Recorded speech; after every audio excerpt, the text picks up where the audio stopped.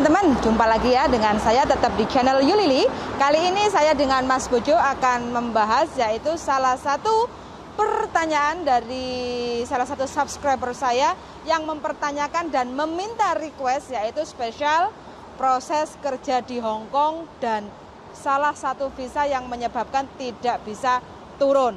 Oke, kali ini saya akan bertanya sama Bojoku sebagai narasumber karena Bojoku yang beberapa bulan terakhir ini berkelut ya, berhubungan dengan beberapa teman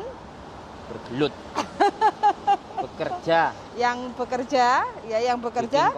bikin konten yang berhubungan dengan beberapa teman yang banyak pengalamannya, dan ada beberapa juga yang salah satunya dengan perjuangan keras visa bisa turun, ada beberapa juga dengan usaha keras visa tidak bisa turun. Oke, darling, monggo sesuai dengan pengalaman yang didapat.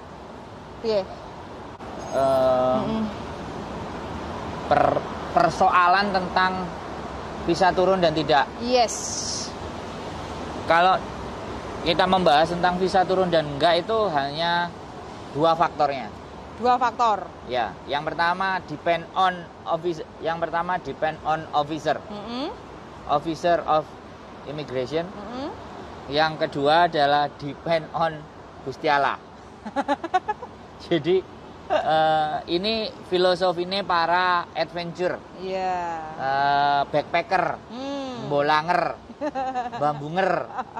Jadi mereka selalu seperti itu ya. Tetapi dalam hal ini ketika kita hubungkan dengan job ya, job kerja di Hong Kong. Yang pasti kan teman-teman kan yang kerja di Hong Kong. Jadi banyak hal dan banyak faktor, karena setidaknya di Hong Kong itu sangat subjektivitas, bukan objektif ya. Kalau objektif itu kacamata lebih luas. Kalau subjektif itu depend on person, tergantung dari seseorang. Nah, yang pertama adalah tergantung persoalan dari si mbaknya tadi. Jadi hubungan dengan majikannya. Itu yang terpenting ya. Yang pertama biasa kita sebut dengan release letter ya. Ya, jadi ketika hubungan dengan, ya kita bicara umumnya adalah dengan majikan ya, hubungan antar pembantu dengan majikan. Itu kenapa saya taruh di nomor yang satu, karena yang mengalami kan mbaknya gitu, karena yang berkomunikasi adalah mbaknya, sedangkan pihak imigrasi itu hanya ngelihat rekod. Rekod kan nggak ada secara detail, ya kan. Nah, persoalan adalah karena ini masa pandemi, sekali lagi semuanya dihubungkan dengan masa pandemi. Kalau nggak pandemi itu semuanya normally ya. Karena pandemi semua jadi berubah. Aturan kebijakan dan segala apapun jadi berubah. Nah, karena di saat ini pandemi, ketika teman-teman itu finish kontrak, nah sekali lagi nih, yang pertama finish kontrak. Nah, setelah finish kontrak kemudian masuk ke majikan, kalau dengan majikan yang sama, kemudian perilaku, sekali lagi, perilaku majikan ini sekali lagi ya sangat subjektif dari pendapat saya, karena saya beberapa kali mencoba menginterview, mewawancarai untuk membuat konten. Jadi bukan sebagai omongan saya sebagai patokan, tapi setidaknya ditelaah dengan logika. Oh, mungkin kejadiannya ini, oh mungkin itu. Jadi sekali lagi saya disclaimer bahwa apa yang saya ucapkan itu tidak sebuah sesuatu yang pasti. Nah, jadi itu penting. Jadi ketika kita dengan majikan, kemudian 3 bulan renew dengan majikan yang sama, 3 bulan berikutnya bisa jadi perilaku majikan jadi berubah. Bisa jadi si mbaknya tadi ada iming-iming gaji yang lebih gede dari majikan lain. Dari majikan lain atau dari agent lain atau apapun itu, iming-iming ya, ada yang 1.000, ada yang 2.000. Nah, depend on kembali lagi. Nah, pada saat ini case-nya kalau mereka finish ya. Nah, setelah finish masuk ke majikan baru, kemudian 3 bulan dia mau berusaha geser, atau bahkan 1 bulan dia geser, atau ada yang 2 hari juga geser. Ini secara normally imigrasi akan bertanya kan, logika aja ya kan, why?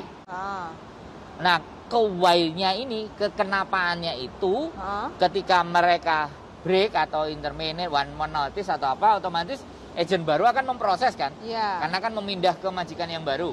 Nah, pada saat memindah ke yang baru, imigrasi langsung bertanya, anak ini finish, anak ini renew, kok tiba-tiba one month notice, ya kan? Kalau interminate itu kan pasti keinginan dari majikan, itu bukan jadi persoalan. Nah, dia bisa tulis rekod apapun, tapi kalau itu dari anaknya sendiri, imigrasi akan why. Lah, ke-why-an imigrasi ini kalau sampai ditanyakan ke majikan, nah di situ. Nah, makanya kenapa kita selalu memesan kepada teman-teman, kalau ataupun mengakhiri kontrak, bukan pihak kita yang harus ngalah.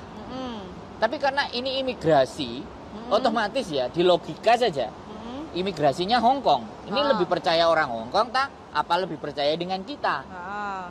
Nah, satu, yang kedua itu. Jadi otomatis kalau percaya dengan kita, bagaimana agen Anda memperjuangkan, satu, memberikan laporan terbaik, dan bagaimana pernyataan release letter kita mengakhiri kontrak dengan majikan itu yang menjadi dasar pertimbangan imigrasi. The first one. Ya, poin itu pertama. kalau posisinya normal, itu saya anggap kasus yang normal. Nah, yang kedua, kalau kasus ini nggak normal, nah, pencurian, melanggar tata tertib, jualan, apa semuanya, ya ini kan pastinya kan, ini abu-abu kan. Ini kembali lagi antara yes or no kan. Teman-teman nggak usah kita jelasin, itu bagian dari resiko. Tapi yang nomor satu ini yang selalu akan banyak bertanya. Why? Kenapa gitu. aku nggak turun padahal aku finish kontrak? Padahal finish kontrak bisa nggak turun. Nah, why? Kenapa? Ini kan menjadi pertanyaan yang paling penting untuk bisa saya jelaskan di konten ini ya. Nah, yang kedua yaitu tadi kasus apa BCD macam-macam, mencuri dan pelanggaran itu hukum. Kalau Hongkong kan pasti ada track record.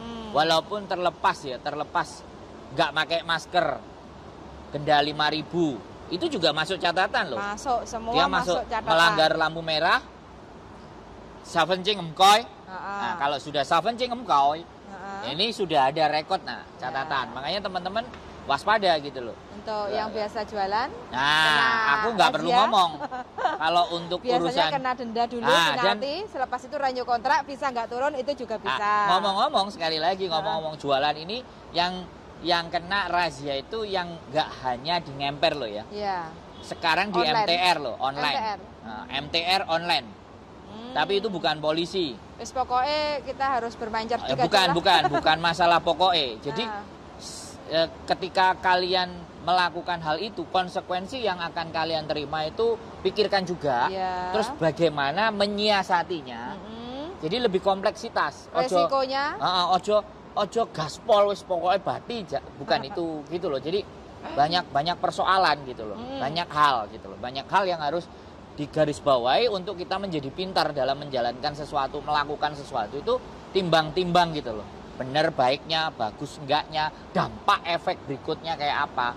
Bukan berarti alas kakean teori, bukan seperti itu. Giliran kebentuk terus nanti bingung, sapa sing digoleki. Masuk ke tulis status di job cari majikan. Nanti terus nulis ngelek-ngelekno wong liya, ngelek-ngelekno wong akeh, ngelek-ngelekno imigrasi, ngelek-ngelekno sapa ae sing kena dielek-elekno. Jadi seperti itu teman-teman. Terus itu kalau sesuai pengalaman kamu sendiri, Darling, dari beberapa sekian interview, nah itu ada nggak kira-kira pengalaman salah satu atau dua yang proses terus dapat amplop merah dan visa tidak turun? Ya ada. Ada juga ya? Ada, dan pulang. 3 orang. 3 orang yang sudah kamu temui sendiri? Yes. Alasan yang pertama, anak pertama? Nah ini ekstrim ini. Ini bisa dijadikan tagline atau judul. Melacur. Kok bisa loh? Bisa. Bisa berrekod kok tahu loh? Ya bisa. Jadi imigrasi sampai tahu? Hah? Imigrasi sampai tahu? Imigrasi dibilang tahu ataupun tidak, tapi ini kesepakatan sebenarnya, bukan imigrasi ya. Ini kesepakatan, belum sampai ke imigrasi, tapi anaknya udah ketakutan dulu mau renew lagi gitu loh. Ketakutan dulu gitu. Jadi kita bilang kalau lu mau kita proses. Terus? Kalau dirimu nggak berani menerima dan resiko, ya sudah pulang. Itu yang pertama. Jadi sebelum sampai naik ya. Nah, tapi kalau yang ditanyakan yang sudah sampai naik, yang sudah sampai dapat pencurian. Red itu amplop merah. Pencurian di Weihong. Jadi pencurian di supermarket ya. Coklat sama ayam. Ya Allah. Nggak habis pikir ini. Sangat nggak habis pikir. Tapi itu yang terjadi. Tapi itu dapat red amplop ya, agensi yang saya bekerja di tempatnya, itu masih berusaha fight, memperjuangkan untuk bisa turun. Di Indonesia susah gini-gini karena memang wis masuk catatan dan laporan ke kriminal polisi. Dan ingat ya, kejadian itu bukan seminggu 2 minggu kejadian kemarin. Terus 1 tahun yang lalu. Oke. Jadi pas renew-nya baru selesai. Bad record. Nah, itu salah satunya. Ya, tadi saya bilang 3, yang satu melacur, yang satu mencuri. Untuk masalah curi ayam sama coklat tadi ya, darling. Iya. Lah, itu berarti kejadiannya pas masih kerja sama majikan. Iya. Terus habis itu dia belanja di Weihong, terus nyuri, dari pihak Weihongnya itu lapor polisi. Iya. Data selesai, tapi dia masih aman bekerja sama majikan. Terus aku rasa sih nggak setahun deh. Bahkan kalau dia ngomong long time ago kan, hampir 2-3 tahun, tapi ya nggak ngerti kenapa rekodnya baru muncul. Bukan baru muncul, untuk renew yang kali ini itu baru gagal. Renew yang sebelumnya oke. Berarti depend on officer. Nah, makanya kan saya tadi bilang bahwa walaupun ada track record, bisa dimaklumi nggak atau udah selesai di court nggak, di pengadilan itu udah selesai. Terus ada catatan bahwa anak ini bisa melanjutkan lagi ya atau apa, sehingga tolong diizinkan untuk tetap bekerja karena ini hanya kesalahan yang khilaf atau apa psikologi atau apa kayak gitu. Tapi di red merahnya itu, amplop merahnya nggak bisa saya lihat. Nggak bisa dilihat ya. Tulisannya red envelope itu udah ranah privacy mah. Ya, cuma officer waktu di bandara you know lah, red envelope nggak semua orang bisa buka lah. Iya. Cuma officer nanti yang akan buka. Perjalanan untuk kasih pintu keluar itu. Jadi di bawah red envelope itu tujuannya untuk mengantarkan mereka sampai ke bandara untuk membuka pintu. Tetap dia buka. Yang buka imigrasi. Nah kalau nggak dibuka, yang buka berarti langsung perintah pulang. Iya. Dan ini red envelope untuk diletakkan imigrasi officer pembukaan di waktu ngasih. Nah itu dangerous loh itu red envelope itu, red amplop itu. Jadi pembuka jalan untuk pulang di imigrasi, putusan dari imigrasi Wancai kayak gitu. Terus yang ketiga, darling, pengalaman? Yang pertama tadi melacur, yang kedua mencuri, yang ketiga bad record dari majikan. Dari majikan, tulisannya bad attitude. Bad attitude. Jadi rekod tulisan ini teko majikan. Bad attitude aja udah kena Iya. Itu kalau age-nya nggak memperjuangkan, selesai. Ya anak ini nggak bisa berjuang sendiri gitu. Makanya penting untuk menulis release letter. Majikan itu nulis apa terhadap dia. Kalau toh pun kita ada hal yang harus disampaikan di kolom itu nggak muat, karena kan kolomnya kecil kan. Nah kita tambahin lembaran di belakangnya, nggak apa-apa. Ya. Boleh diceprek. Kita tulis di deret pembelaan diri lah, istilahnya pembelaan diri. Atau biasanya kan itu diserahkan agent nyerahin ke imigrasi. Nah, ketika dia nyerahin imigrasi, kita juga nyerahin sendiri surat. Aku nggak ngerti itu prosedurnya bagaimana memasukkan. Ya ke agent nanti kan waktu submit aplikasi itu kan sekalian masuk. Iya, maksud saya kalau ternyata gitu loh. Kalau ternyata bahwa itu kan dimasukin. Kalau kita mau bikin report kita sendiri, sekalian dimasukin juga nggak apa-apa waktu di release letter itu. Jelas agent nggak mau lah. Agent kalau bela majikan kita mau pak gimana? Ya masuk ke imigrasi juga boleh. Kalau kita masuk ke, nah itu loh maksud saya itu masuk ke imigrasi tanpa harus mereka tahu gitu. Boleh. Bagi teman-teman yang kepengen membela diri, nulis rekod tentang bekerja di rumah majikan seperti apa, bisa tulis deret. Itu penting itu. Masuk ke imigrasi lantai 2 cop. Yang penting tulisin aja nama teman-teman, nomor KTP. Nama, nomor KTP untuk dituliskan agar bisa menjadi file data. Untuk kemudian hari ketika mau datang ke sini itu file itu tetap terbaca sama mereka. Nah ini pesan yang penting gitu loh. Buat teman-teman itu kadang ini terlewatkan. Jadi kalau next episode punya pikiran mau balik lagi ke Hongkong, kan kadang-kadang mereka ada, ayo ngapain aku balik, aku pulang ya sudah pulang. Itu egoisme kan, begitu di rumah lihat kondisi Indonesia kayak apa, Mbak mau balik lagi, mampus loh. Bukan persoalan apa ya, bukan persoalan ego ya. Ini persoalan bahwa kita itu ada rekor gitu. Kita itu ada catatan di Hongkong itu rapi dengan catatan itu, dan itu menjadi hal yang penting. Itu yang harus menjadi garis bawah teman-teman dalam melakukan sesuatu ataupun tindakan itu, tolong please dipikirkan ulang. Kalau enggak konsultasi atau ngobrol dengan orang-orang atau manusia-manusia yang punya kompeten dan setidaknya membela sampean. Jangan yang nggak membela dan jangan yang nggak tahu apa-apa. Jatuhnya nanti ditakut-takutin. Tambah pening kepala. Minum bodret. Cim ya. Cim ya. Cim, ogo-ogo. Oke, itu ya teman-teman garis poinnya bagi teman-teman. Kenapa kok bertanya-tanya? Aku finish kontrak padahal kok bisa sampai nggak turun? Emang ada? Ada yang bertanya, Mbak, beberapa kali, sesekali bikin konten screenshot dong. Lah, ya, nanti tak tunjukin screenshot. Ada yang bertanya, jadi seperti itu.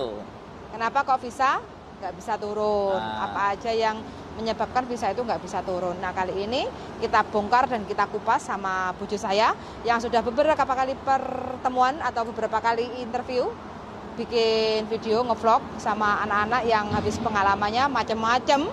Nah, poin utama di sini karena visa nggak bisa turun, jadi sesuai pengalaman teman-teman yang sudah mengalami kita buka di sini. Di sini juga bisa menyiapkan solusi ya, darling, kamu. Kamu juga bisa menyiapkan. Ketika ada sebuah problem, selalu ada solusi jawabannya. Pertanyaannya solusinya pulang ke Indonesia atau masih stay di sini gitu loh. Solusinya itu selalu ada. Gitu. Solusinya selalu ada ya. Tinggal pilihannya ada di pulang Indonesia atau masih bekerja di Hongkong atau stay di Hongkong gitu loh. Solusi ya. Jadi penting. Solusi selalu ada. Penting untuk dapat solusi itu penting. Karena orang nonton itu bukan hanya masalah gitu loh. Tapi akhirnya ada solusinya. Juga. Jadi yang pertama ya memang selalu pesan bagaimanapun ketika Anda akan mengakhiri kontrak, menyelesaikan kontrak atau memutus kontrak, ya, yang paling riskan itu pada saat teman-teman memutuskan kontrak. Nah, ini wajib release letter itu ditulis sebagaimana mestinya. Terus bagaimana juga berbicara yang baik-baik sama majikan. Jadi bukan kita itu ngemis, ya kan? Sekali lagi, majikan wis maki-maki, fine. Kalau kalian dimaki-maki, kalian digepuk, kalian di apapun, prove it. Buktikan. Buktikan apa yang mereka lakukan kepada teman-teman. Jangan hanya cuap-cuap. Jangan hanya sebuah tangisan terus sambat karo kancane. Ini kancane iki emang duwe kanca orang dalam. Maksudnya itu gitu loh. Jadi buktikan bahwa kalian itu benar-benar melakukan pekerjaan yang benar, tetapi majikan ABCD. Kalau perlu ya sekali lagi karena HP dan semuanya itu on hand, kadang-kadang di tangan, mainkan itu. Recording itu mainkan. Setidaknya kita keluarkan di saat kita terjepit. Kita keluarkan, jadi kita bisa tulis di imigrasi bahwa aku punya bukti percakapan, aku punya bukti kalau dia marah di video. Nah, atau ketika ditulis atau di record lah, nggak usah manusia lah. Kalau ditulis nggak apa-apa, aku punya salinan itu semua. Kalau dirimu menginginkan. Jadi Hongkong itu benar-benar memudahkan asalkan kita sedikit lebih pinter gitu loh. Jangan asal pakai emosi doang gitu loh. Nah, itu yang susah gitu loh. Nah, jadi prove it gitu loh. Buktikan bahwa segala sesuatu itu yang diberlakukan kemajikan kesampean itu ada buktinya. Kesewenang-wenangan, ketidakbaikan, ketidakbagusan itu kalau pegang bukti garansi. nggak akan ada masalah. Apapun alasannya nggak ada masalah. Itu. Nah, karena saya bilang ya, Hong Kong itu fair. Negara yang benar-benar adil lah. Nah, kita bicara adil, kita bicara mendudukkan sesuatu pada porsinya. Ya. Cuman kadang-kadang kitanya sendiri yang terlalu baper atau nggak ngerti atau bagaimana. Kejawen, gak penaan. Orang Indonesia, pakai hati. Ya. Jadi itu ya, buktikan, bikin catatan, bikin sesuatu yang tertulis pada hari ini, hari apa. Kalau ataupun tidak terekam, ditulis saja. Ketika itu jam apa. Kalau syukur-syukur kalian bisa ngerekam sendiri di jam, terus kalian nulis sendiri, hari ini aku begini. Tapi begitu dapat record rekamannya itu boleh. Nah, satu lagi, rekaman itu sekali lagi ya, ini tidak menjadi konsumsi publik. Ya, karena kalau kalian yang rekam, kalian dengan majikan, itu kelihatan. Kalau dipublikkan di YouTube, nah majikan ini pada tanggal sekian, tahun sekian, majikan sopo kena itu ada undang-undangnya di Hong Kong. Iya. Makanya aku kadang-kadang hati-hati jangan asal-asal dalam merekam. Jadi seperti itu. Makanya kita harus tahu ya kan, di mana mendudukkan sebuah persoalan. Nah itu yang pertama, buktikan, bikin catatan, bikin rilis letternya, info yang sebenar-benarnya. Terus jaga hubungan baik dengan majikan kalau akan mengakhiri, dan pikirkan ulang. Jangan hanya terbius dengan iming-iming gaji tinggi. Yeah. Jadi kalian butuh kenyamanan. Tapi kalau kalian tidak menghiraukan kenyamanan di awal, kalian biasanya yes. Menurut pengalaman-pengalaman yang aku omongin yes, tapi lama-lama jadi boring. Yo. Ya karena apa di omongan pertama aku tak gaji sekian ya, nggak boleh libur ya. Saya gak libur gak apa-apa. Jadi langsung ya. Begitu jalani sebulan, ketimpa masalah A, ketimpa masalah B, pening, gak iso prei. Ngomong nang koncone, aku gak iso ngene, preiku saulan siji. Akhirnya ngeprei. Nek ngomong prei, nek ngomong gak prei akeh. Tapi giliran gajiku ditambahi. Bayaranku gede gak diomongno. Come on guys. Please deh. Harus yang fair. I know who I am. I know who you are. Bukan who I am. I know who you are. Saya tahu siapa diri Anda. Gitu. Maksud saya jadi kayak gitu tuh. Jadi berpikirlah yang jauh ke depan, bahwa artinya ketika dalam mengambil sebuah langkah itu hitung sampai 2 tahun ke depan. Bayangkan gak libur selama 2 tahun ke depan. Jangan membayangkan gajiku gede sakmene di awal. Tingkat stres ya, masalah itu tidak hari ini datang gitu loh. Bisa besok, bisa lusa, bisa bulan depan masalah datang. Kadang badan juga perlu. Nah, kadang capek, rileks. Jadi kenapa sih Hong Kong selalu menuliskan dalam 1 minggu libur 1 kali kan? Iya. 1 minggu jatahnya 1. Iya, untuk rest day. Bener-bener badan kita itu untuk istirahat. Refresh gitu loh. Yang normal-normal aja lah. Kalau kalian ambil lemburan, mungkin bangun oma, aku ngerti lah. Tapi giliran badan kalian itu capek dan stres, mumet, penyakitnya tambah akeh, gak iso kumpul karo kancane, gak iso seneng-seneng, budrek guys.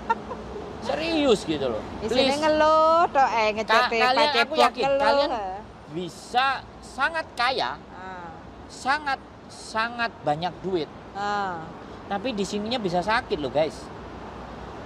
Di sini tuh bisa sakit loh, dan itu bahaya. Kalau kalian kaya, ya kan, duitnya banyak, posting uang sembarang kalir dan apapun lah ceritanya, karena kesuksesan kalian dan diakibatkan gara-gara nggak libur selama 2 tahun, 3 bulan gak libur ya kan, duit akeh, itu juga jadi masalah loh. Iya. Masalahnya apa? Kancane nembung utang, orang diutangi disatru, akhirnya gegeran nang Facebook. Come on guys.